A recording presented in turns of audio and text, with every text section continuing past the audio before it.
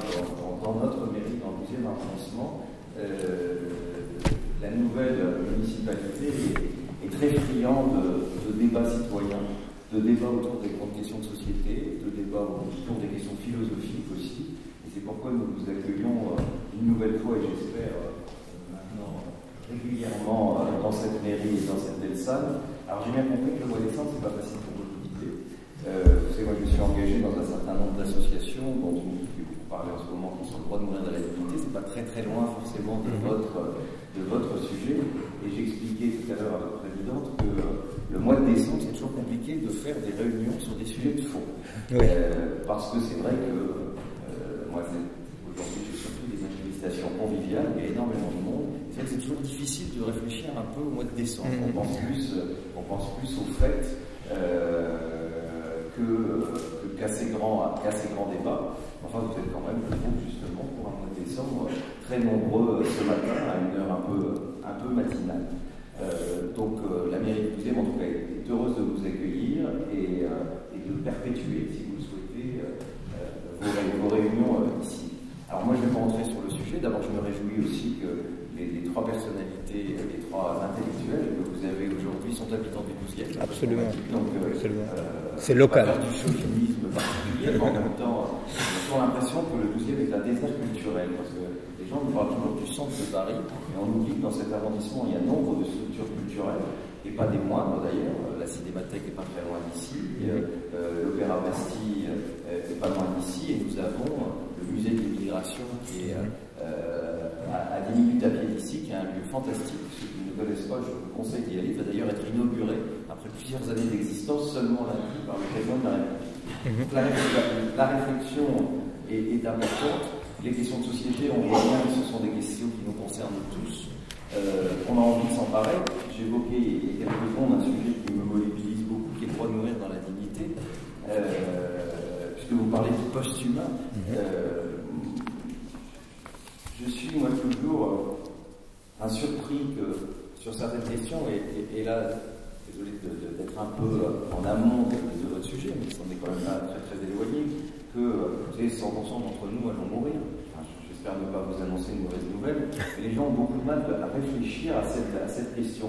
Je trouve que c'est quand même une question importante de savoir qu'on va mourir, parce que, non pas que c'est quelque chose de morbide, mais c'est l'idée de, quand on sait que tout ça a une fin, c'est comment on vit cette vie, comment on profite de cette vie. Et je crois que les gens qui n'ont pas qui ne veulent pas réfléchir dans une société, on court après plus d'argent, plus de responsabilités, et puis on oublie de regarder ce qui se passe autour de soi, on oublie de parfois donner un sens à sa propre vie, et puis quand arrive un accident de la vie, on se dit mais qu'est-ce que j'ai fait? Et puis malheureusement il est trop tard. Et je crois qu'avoir une réflexion sur beaucoup de sujets, et notamment sur le sujet de la mort, c'est certainement le meilleur moyen pour moi de bien vivre sa vie, et puis surtout de bien aimer les gens qui sont autour de soi. Je crois que dans la vie, c'est quand même quelque chose d'important, c'est l'amour qu'on donne aux autres, et bien sûr l'amour qu'on reçoit. Donc je pense que la réflexion dans tous les domaines, même si quand on touche à la mort, c'est forcément plus tabou dans notre société. Je pense qu'au contraire, c'est des discussions de vie, qu'elles sont importantes, et le rôle, en tout cas, d'une mairie, d'un conseil général, d'un conseil régional, c'est non seulement d'avoir des élus qui s'occupent du vivre ensemble, délégués par les habitants, mais c'est aussi de permettre aux habitants d'avoir une réflexion large sur toutes les questions qui les concernent, en tout cas de leur ouvrir les portes, et d'avoir cette réflexion. Et nous, notre volonté, même si ça fait quelques mois que nous sommes les élus ici, cette équipe-là, c'est vraiment de multiplier les débats, et notamment sur toutes les questions aussi qui agitent aujourd'hui notre société, même celles qui sont parfois pas très populaires. J'entendais, parce que j'en parlais ce matin avec une association qui le demandait, sondage sur le droit de vote des étrangers. Alors on peut penser ce qu'on veut, mais je pense que c'est important aussi d'avoir ces débats-là. Il n'y a pas de débat tabou dans notre société. On a l'impression que ça recule. Et, par exemple, il y aura bientôt ici un débat pour discuter de ça avec des gens qui sont pour ou contre, mais c'est le vivre ensemble, c'est aussi ça. Et toutes les questions de société, il ne faut pas ne les laisser qu'à des experts. Absolument. Et il faut que chacun d'entre nous, on s'en empare, parce qu'au final, après, c'est nous qui allons décider dans la société dans laquelle on va vivre, en élisant des gens, par exemple. Voilà, j'en termine. Alors, ne vous inquiétez pas quand vous entendez comme ça des gens heureux. Ah, non, la salle des mariages juste en face. Donc c'est des moments, c'est toujours. On est très content pour eux. Des moments fabuleux. Moi qui marie des gens, je peux vous dire aussi quand on parle de vie, je crois que la plus belle chose d'un élu municipal, c'est de marier. C'est de marier des gens, donc plus qu'aujourd'hui, de marier non seulement des couples hétérosexuels, mais aussi des couples homosexuels, et de voir la joie des gens. C'est un grand moment, et donc vous allez tout au long de la matinée entendre des bisous, entendre des gens heureux.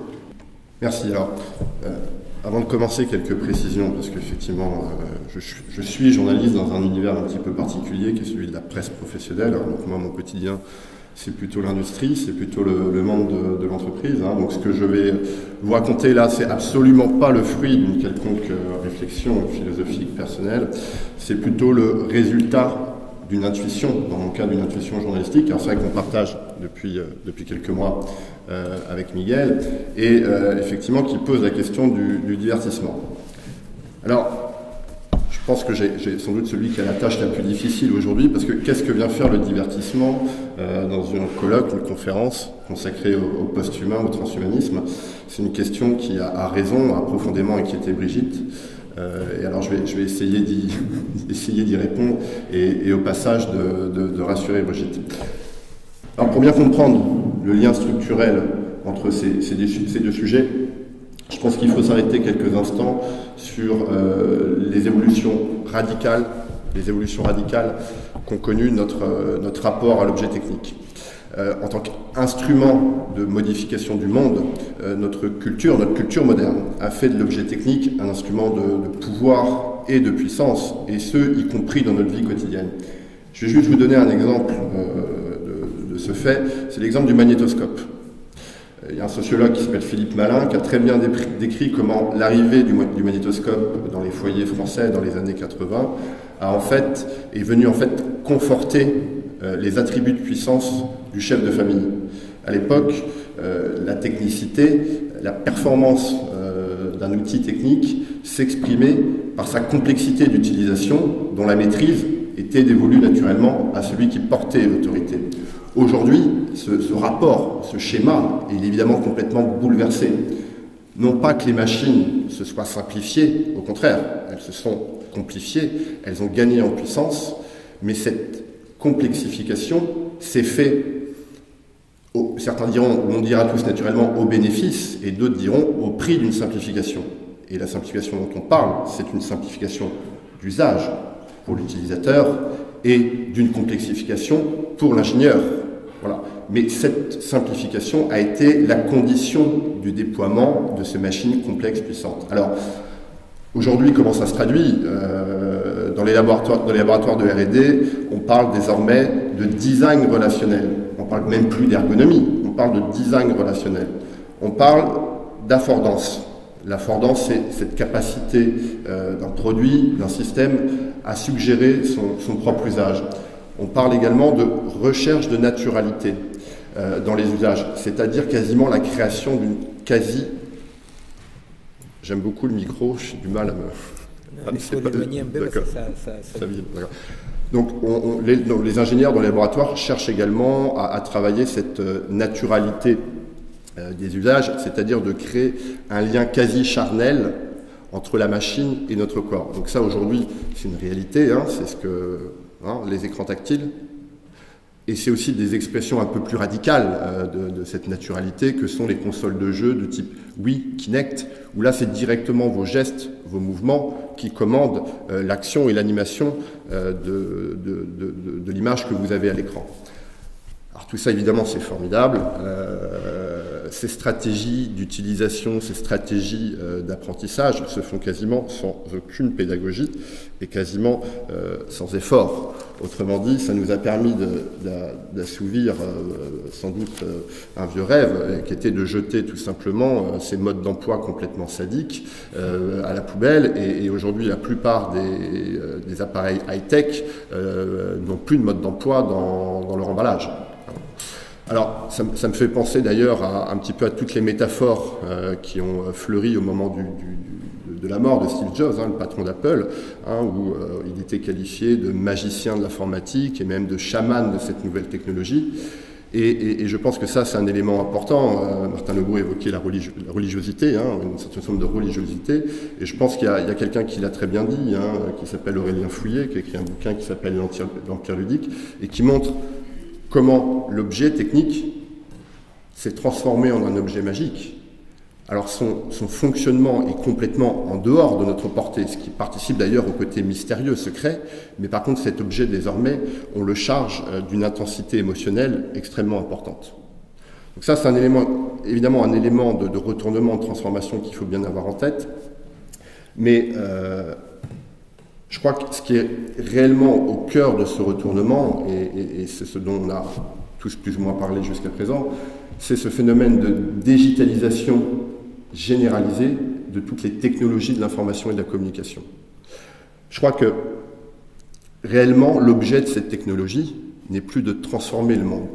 L'objet de ces technologies, par leur puissance opérationnelle immédiate, est de nous proposer des nouvelles modalités de régulation, de contrôle systématique que l'on connaît déjà dans le monde de la finance, dans le monde de l'économie, et qui est en train de s'étendre aujourd'hui à l'intégralité de l'action humaine.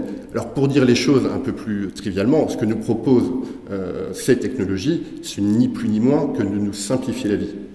Cette simplification, très franchement, je trouve ça super. Je suis complètement addict de ça, mais il faut savoir que ça a un prix. Et le prix, ce n'est ni plus ni moins que le remplacement de notre activité pratique, de notre activité praxique, par des comportements qui sont strictement conformes au modèle du stimuli-réponse. Et je vais me permettre de lire un passage de Jean-Michel Besnier qui illustre parfaitement cette dimension-là. Besnier nous dit « La désinhibition des comportements, l'immédiateté des réactions, la simplicité de l'interaction, c'est bien cela que cherchent les machines. » Et finalement, quand on regarde la jouissance affichée par ce qu'on appelle les geeks, hein, par tous ces amateurs de jeux vidéo, cette jouissance, elle procède réellement de la maîtrise des gestes que nous commande le logiciel. Je recite Besnier encore une fois, qui exprime les choses assez clairement.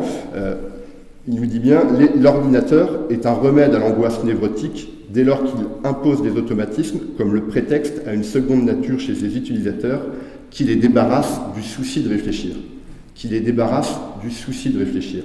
Et ce qu'écrit Besnier, c'est ni plus ni moins que la définition du divertissement au sens pascalien. Alors, on ne parle pas là d'un épiphénomène, hein, je veux que ça soit... On ne parle vraiment pas d'un épiphénomène, je pense qu'il faut vraiment comprendre que là, on est réellement au cœur de la puissance opérationnelle de ces réseaux. Ces réseaux de l'information, hein, ces nouvelles technologies qui s'étendent sous la forme de réseaux, s'autorégulent par rétroaction, par feedback si vous voulez, de manière simplement interréactive, de manière réflexuelle. Et le caractère de ces réseaux n'est absolument pas... Le caractère de ces réseaux, pardon, est complètement aréflexif. Alors au sens de l'action synthétique et intentionnelle. Donc là, on revient à cette logique-là de simplicité, à cette logique de process impersonnel, à cette logique de décomposition des processus cognitifs qui sont à la fois la condition du déploiement de ces réseaux et qui en même temps fondent leur spectaculaire efficience. Alors, pour revenir à la question de langue augmentée, je vais vous parler de 2 minutes de choses qui n'ont rien à voir avec la science-fiction ni avec l'avenir, parce qu'on les trouve d'ores et déjà dans le Darty du coin. Il paraît que ça va faire un tabac à Noël. C'est ce qu'on appelle les applications Quantified Self. Alors, je ne sais pas si vous connaissez ce type d'application. Le principe, c'est qu'elle nous propose de quantifier en temps réel la quasi-totalité des activités de notre corps. Enfin, j'exagère en disant ça, mais en tout cas non seulement les activités physiques, mais aussi les activités émotionnelles, puisqu'elles peuvent même mesurer, en tout cas quantifier, notre niveau de stress. Alors comment ça marche? Elles utilisent les capteurs embarqués dans nos appareils, dans les téléphones, dans les bracelets, dans les montres. Je ne sais pas si vous avez vu une publicité, j'ai le droit de citer des marques, Brigitte? Oui. Voilà, Samsung, hein, on voyait une magnifique jeune femme, une working girl, tout ce qui est plus moderne, qui se levait le matin, mettait sa montre, partait faire son footing, avait encore sa montre autour du bras, allait sur son lieu de travail, travaillait, et le soir sortait en boîte de nuit, et à la fin de la journée, elle avait le compte-rendu complet, quantifié de son activité, exprimé en termes de calories, en termes de ce que vous voulez, bref, de certain nombre d'indicateurs de santé compréhensibles pour le tout à chacun. Il y a 2 jours, là-dedans, je me suis aperçu qu'il y avait une application que je n'ai même pas installée qui mesurait quotidiennement les pas et les distances que je parcourais dans la journée. Et elle me livre une moyenne journalière, une moyenne mensuelle. J'ai découvert ça il y a 2 jours. Alors, pour l'heure, ces capteurs, ils ne sont pas encore intégrés dans notre corps, hein, c'est encore des capteurs extérieurs. Mais rien n'empêche, évidemment, demain, d'imaginer que ces capteurs, et là, on est dans la philosophie du transhumanisme, hein, en tout cas que ces capteurs soient intégrés dans notre corps. Alors, quand on regarde le développement de ces technos, je lisais récemment un édito du patron de la CNIL qui s'étonnait effectivement de la facilité avec laquelle les consommateurs, les utilisateurs adhèrent avec ces technologies, alors même qu'on a tous à peu près une conscience assez directe des risques qu'elles portent, des risques pour nous. Par rapport aux applications Quantified Self, ces risques, c'est quoi? C'est la fin du secret médical, c'est évidemment la mise en danger, ou en tout cas l'exposition de notre intimité, c'est éventuellement l'exploitation de ces données par des acteurs économiques ou politiques peu scrupuleux. Et donc, il s'étonnait de voir à quel point on acceptait ça malgré ces risques. Et je crois que c'est évidemment une question fondamentale dans le sujet aujourd'hui qui nous intéresse du transhumanisme et du posthumanisme, au-delà des questions politiques, on va dire, et scientifiques, au-delà des 3 étages de la fusée. Et ça me fait penser ça me fait penser, je reprends mes notes, voilà, à une anecdote que j'ai lue récemment dans le journal Le Monde, où la journaliste évoquait une initiative d'un musée américain qui a décidé d'équiper les visiteurs d'une batterie de capteurs qui, là encore, vont mesurer les mouvements, vont mesurer la trajectoire effectuée par le visiteur dans le musée, vont même jusqu'à mesurer les décharges électriques de son cerveau. Et le visiteur, à la fin, revient évidemment à l'entrée, remet ses capteurs, on confie le capteur à une intelligence artificielle qui, au final, lui livre un profilage, un profil, ce qui en soit un sujet à part entière qui pourrait être l'objet quasiment d'une matinée de débat. Et au nom de quoi? Au nom tout simplement de l'amélioration de la connaissance, hein, de lui-même. Alors, la journaliste reprend les propos pour conclure son article d'une autre journaliste américaine qui, semble-t-il, a elle-même participé à cette expérience et qui nous dit la chose suivante en s'adressant à ses lecteurs: c'est l'expérience la plus amusante depuis que vous avez acheté une caméra GoPro à votre caniche. Alors évidemment, il y a de l'ironie dans cette phrase, hein, mais le terme qu'il faut retenir, c'est le terme d'amusement. Voilà. C'est le terme qui m'intéresse ici, parce que je pense que c'est sans doute au cœur des mécanismes d'adhésion. Je vais reprendre les mots de Théodore Adorno, qui disait « S'amuser, cela signifie être d'accord ». S'amuser, c'est effectivement une fuite, mais ce n'est pas une fuite devant la triste réalité, c'est plutôt une fuite devant la dernière volonté de résistance que la réalité a bien voulu subsister en chacun de nous. Et là encore, je crois qu'il faut comprendre la puissance de ces mécanismes de captation. On se situe au niveau, tu me contrediras éventuellement Liel, mais de l'interaction neurobiologique. On voit se développer quasiment des formes de vertige, des formes d'extase, des formes d'addiction. Et l'addiction, qui est le propre du jeu, on la voit très bien aujourd'hui. Il suffit de regarder tout simplement le comportement de certains utilisateurs devant leur SMS ou devant leur email. Alors, si je repars sur ces fameuses applications Quantified Self, finalement, on pourrait m'objecter, ou en tout cas, on pourrait voir dans le fait que ces applications ne sont en fait qu'une objectivation des paramètres de notre corps, on pourrait voir finalement dans cette rationalisation de l'existence un élément tout à fait contraire à l'esprit du divertissement. Et je crois que là encore, ce qu'il faut bien comprendre, c'est que l'homme connecté ne cherche pas à savoir d'où il vient, il cherche à savoir combien il mesure, combien il dort, combien il consomme, pas plus qu'il ne cherche à savoir où il va, mais il cherche à savoir le nombre de pas qu'il effectue, le nombre de calories dépensées pour effectuer son trajet. Et je pense que là, on touche à vraiment une dimension fondamentale de cette dimension ludique. On est vraiment devant une espèce de fragmentation de la temporalité dans une intensification de l'instant qui correspond à un présentéisme, à ce que Maffezoli appelle à une esthétisation de l'existence sociale, qui est complètement hédoniste et narcissique, et qui se traduit aujourd'hui, qui se matérialise aujourd'hui avec tous les micro-récits que vous voyez fleurir, voire polluer sur les réseaux sociaux, Instagram, Facebook et Twitter. On est, alors, cette dimension, ces fictions narratives-là, ce jeu des masques, ce bovarisme, évidemment, il n'a rien de nouveau. Il n'a vraiment rien de nouveau.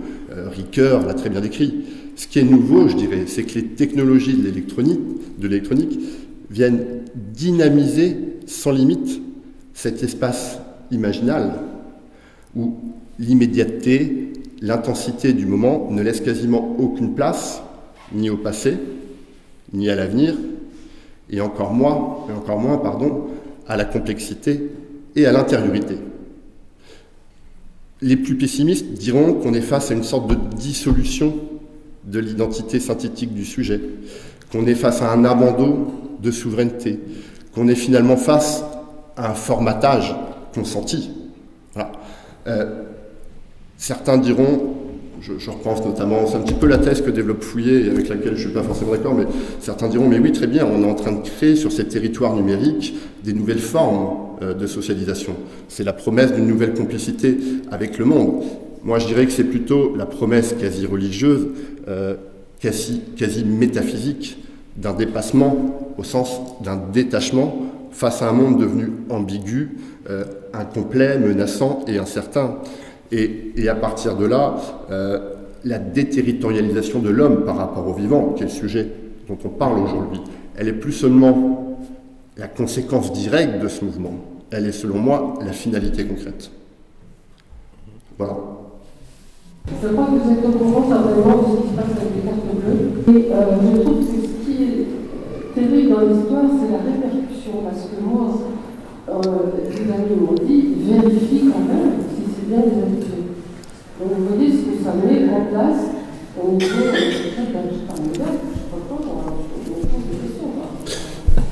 je vais citer encore une fois Jean-Michel Besnier qui disait finalement, enfin, cet objet, en tout cas cet objet technique qui est devenu un objet magique, finalement, seul l'événement de la panne nous renvoie à la matérialité de l'objet, et surtout, on est tous amenés, et c'est finalement l'expérience que vous avez fait, madame, on est tous à un moment confrontés à l'expérience de notre propre quasi-nullité devant l'objet. Je pense quand même qu'il y a un élément très important à comprendre, qui est que tout ce que la technique rend possible, à très court terme, devient obligatoire. C'est-à-dire que la présentation des nouveautés techniques est toujours une présentation en termes d'une grande liberté. On peut s'en servir ou pas. Mais la vérité, c'est que ce que la technique rend possible fait qu'aujourd'hui, la technique, les laboratoires de haute technologie, sont devenus, malgré eux et à leur corps défendant, des foyers de normativité. Ce n'est pas une question de dire c'est bien ou c'est mal, pour ou contre, mais il y a là quelque chose à réfléchir. C'est-à-dire que, comme il dit votre banquière, elle trouve que, voilà, toute nouvelle application, vous êtes libre de l'avoir ou pas, mais c'est mieux. La vérité, c'est que à très court terme, on n'est pas libre de l'avoir. Par rapport à un point qu'a dit Martin, qui est fondamental, quand il dit qu'il y aura des humanités à plusieurs régimes, non? En biologie, une préoccupation fondamentale, c'est que comment on peut, par génie génétique, préventivement, en principe, modifier un tout petit peu, non, la sensibilité à certaines pollutions, non? Alors, par exemple, quelqu'un qui va naître dans une région très polluée de X, si je peux modifier un tout petit peu génétiquement, j'évite, j'enlève un maillon de la chaîne de cette maladie, la maladie ne se manifeste pas. Bref. Mais donc en biologie, ce qu'on a vu avec d'autres espèces que l'espèce humaine, c'est qu'au bout d'un certain nombre de modifications génétiques, on casse l'unité de l'espèce. Vous voyez? C'est-à-dire que directement, les humains améliorés et modifiés, par exemple, ne pourront pas, au bout de quelques modifications génétiques, se reproduire entre eux. Alors, une fois encore, c'est bien, c'est mal, mais personne ne pose la question c'est bien ou c'est mal. Pourquoi? Parce que ce que la technique rend possible devient obligatoire et évident. Pas seulement obligatoire, sinon évident. La résistance commence par la connaissance. Aujourd'hui, il n'y a pas de résistance qui passe par un agir direct. Aujourd'hui, la résistance a besoin le premier geste de résistance contre cette fluidité permanente qui est l'arrêt pour la réflexion. La résistance commence par comprendre un tout petit peu les mécanismes, je pense, parce que sinon il n'y aura pas d'agir comme ça magique. Et je reviens sur ce mot de singularité qu'on a entendu deux fois. Il y a quelqu'un de très riche, un magnat aux États-Unis, qui a fait une société qu'il appelle l'Université de la Singularité, avec un S majuscule, qui s'est installée géographiquement près de Google. Google a pris une participation, et ces gens-là travaillent beaucoup sur les neurosciences. Ils travaillent sur des neurones numériques, avec des interconnexions qui correspondent à nos synapses. Et lorsqu'on leur pose la question, est-ce que vous fixez des limites de valeur à ne pas dépasser? Bien sûr, la réponse est toujours la même. Je ne dirais pas la science ne pense pas, mais enfin, nous ne nous mettons pas de limites. Mais si un État réunit l'entreprise avec ses chercheurs, va déménager. Nous irons ailleurs. Donc la question qu'on se pose généralement, nous profanes, est-ce que ces systèmes, est-ce que ces intelligences artificielles ne vont pas prendre, comment on dirait, une dimension telle que nous allons en faire le contrôle? C'est vraiment la question qu'on se pose. Qu'est-ce qui se passe dans la macroéconomie? Dans la macroéconomie, on pense que la lenteur de la pensée des hommes ne peut pas affronter la quantité de données. Mais sinon, bon, c'est ce que Martin a développé, effectivement, cette idée de c'est un progrès quand même. Il considère que voilà, rien ne doit abandonner, rien ne doit limiter ces progrès. Je me pose une question. Vous avez dit que finalement, c'est la réflexion qui est la première étape de la résistance. Bon, effectivement, c'est ce qui se passe ici, mais c'est insuffisant pour moi de penser que simplement des forums de discussion, des universités populaires, etc., sont la réponse à ce qui nous inquiète finalement pour l'avenir. Et donc je voulais vous poser la question, que faire pour le citoyen lambda que je suis? Donc ma question s'adresse aux plus jeunes des trois. Je voudrais savoir si dans votre vie vous avez rencontré le comte Alexis de Tocqueville. Il me semble que oui. Sans doute. À moins que ce soit une partie de votre inconscient, mais à un moment donné, j'ai été frappé par le fait que, en parlant de l'ordinateur et de la tyrannie qu'il exerce, vous avez dit qu'il nous débarrasse du souci de réfléchir. Et il était difficile de ne pas penser à ce texte célèbre dans la deuxième partie de la démocratie en Amérique, lorsque Tocqueville imagine le tyran non plus comme quelqu'un de cruel, mais comme quelqu'un de bienveillant et qui s'arrange pour que tout le monde vaque dans son coin à ses petits plaisirs personnels et foute la paix à tout le monde finalement. Alors que c'était juste une question un tout petit peu anecdotique. Peut-être vous pouvez me répondre maintenant.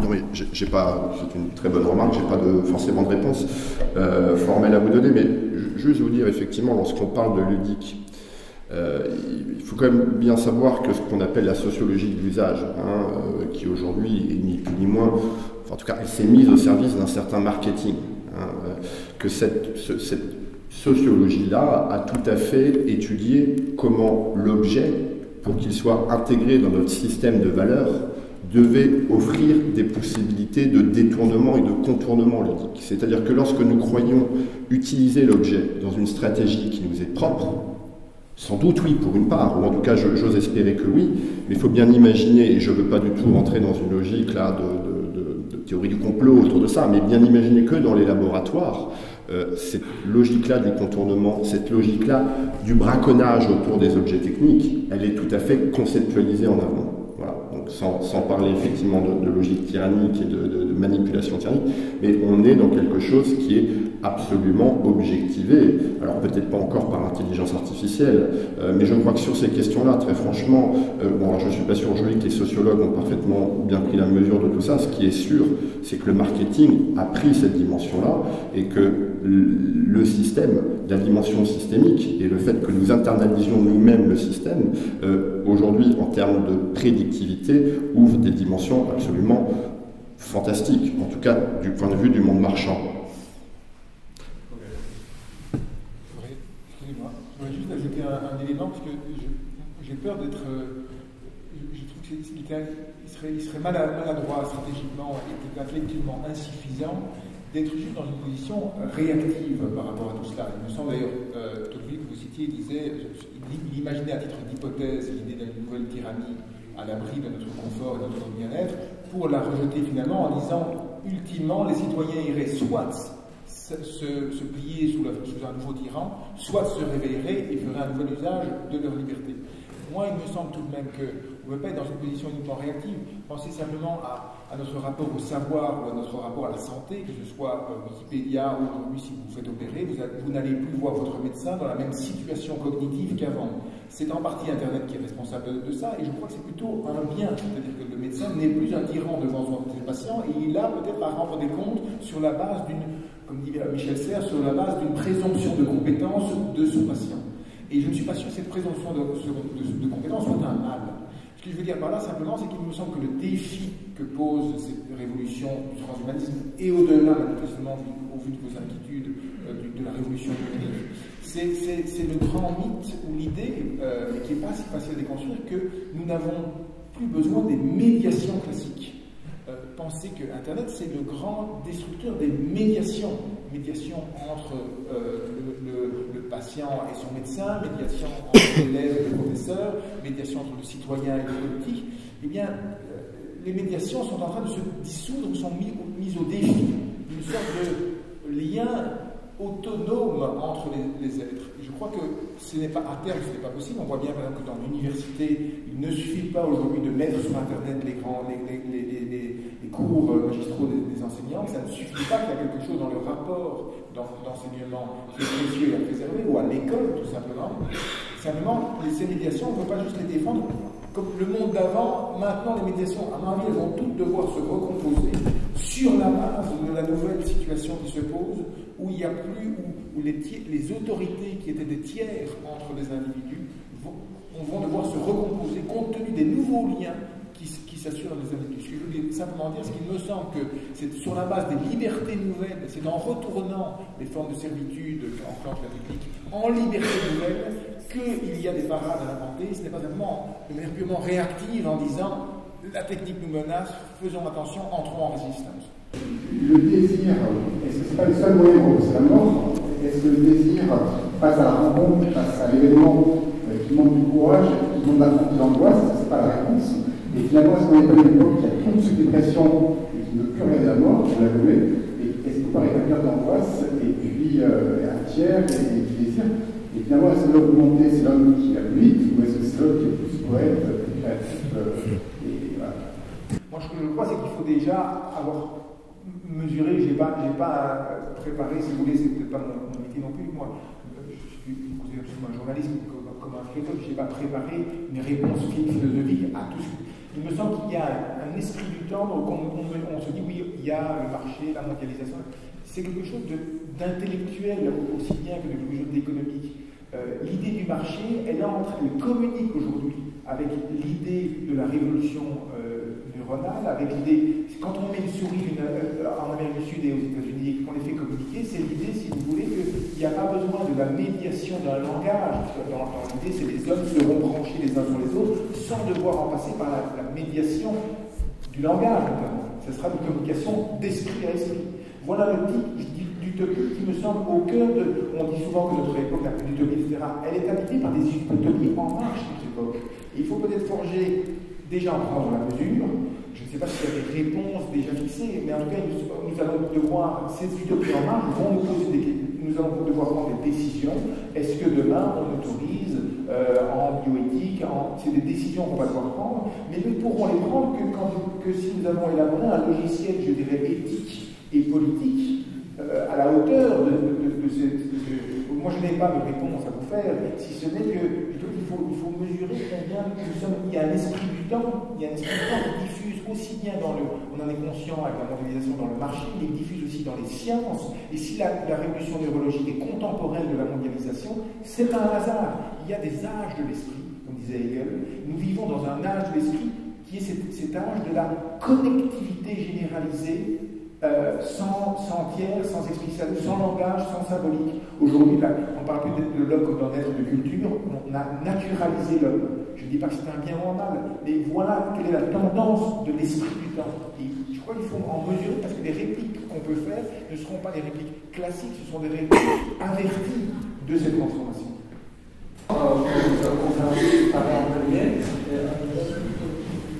Les vivants possèdent certaines propriétés ou capacités qui ne sont pas modélisables. Vous pouvez dire quelque chose de plus sur cette question? Oui. La question c'est que quand on modélise, pour modéliser, on ne peut pas faire autrement que capturer des points dans ce qu'on veut modéliser, n'est-ce pas? Or, le problème, c'est que dans la modélisation, aussi fine soit-elle, je modélise toujours comme des points ce que dans la réalité du monde est un intervalle, et un intervalle transfini, disons, n'est-ce pas, un intervalle de continu.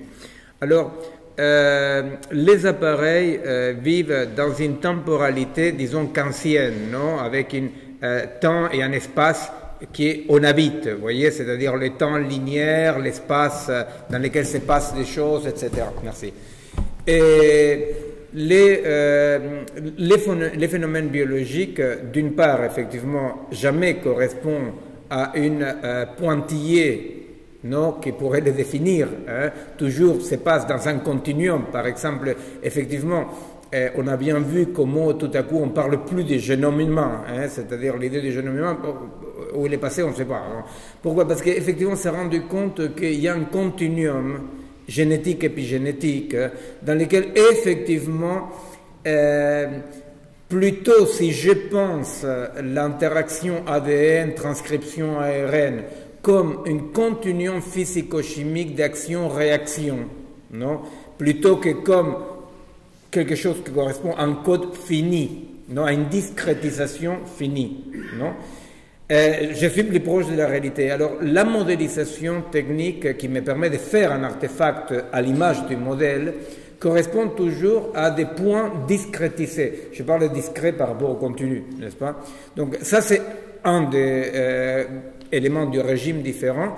L'autre élément sont des éléments énormes comme que la temporalité de ce qu'on appelle les horloges biologiques dans le langage banal correspondrait plus pour les comparer à la physique, non? Ça correspondrait plus à une physique relativiste, vous voyez, ou à un espace riemannian ou de Lobachevsky dans lequel effectivement les vivants construisent son espace d'efface, modifient l'espace d'efface. Ce n'est jamais une géodésique dans un espace d'efface, c'est-à-dire que les vivants explorent tous les possibles, modifient les possibles, n'est-ce pas? En tant que dans la physique propre à l'artefact, il y a toujours l'idée de le moindre effort, la moindre énergie, non? Donc, il s'agit de deux régimes différents. Et nous ne pouvons pas modéliser, avec la modélisation actuelle, n'est-ce pas? Nous ne pouvons pas modéliser des formes dynamiques évolutives intimement liées au continuum.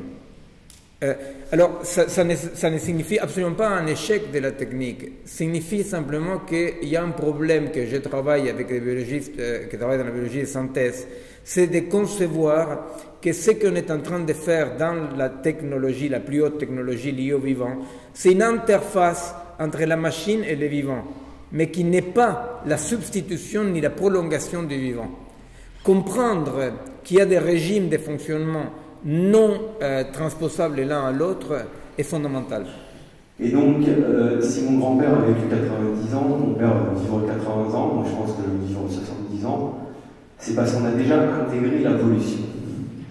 Donc la transhumanité permettra peut-être de dépasser ça, mais il me semble qu'il y a un outil primordial. Et je pense que la solution de s'associer à la machine, jusqu'à ce que la machine nous assimile, risque d'arriver à un néant, parce que je pense que la recherche de solutions par rapport au néant que l'humain a trouvé face à l'univers, la machine, ce sera, ben, ça ne sert à rien, on arrête tout, alors que visiblement l'être humain est toujours là depuis très longtemps. Oui, par rapport à ce que vous dites, d'abord, effectivement, le choix transhumaniste est un choix dans lequel, si tout est possible, chose que de toute façon c'est une erreur, non, mais si tout était possible, c'est certainement pas pour tout le monde. L'espèce humaine prend là une bifurcation, parce que je pense qu'il n'y a pas de choix, il y a une bifurcation dangereuse qui va prioriser, va rendre prioritaire l'actuellement vivant par rapport à la ligne diachronique de la longue durée de l'espèce. Chaque espèce qui a priorisé, non rendre prioritaire, les actuellement vivants par rapport à la transmission de l'espèce, s'est mis en danger énorme. N'est-ce pas? Il y a des expériences en biologie multiples, et des espèces disparues, qu'à un certain moment, il y a la possibilité de que les actuellement vivants, vous comprenez, les actuellement vivants d'une espèce, deviennent plus importants que la transmission.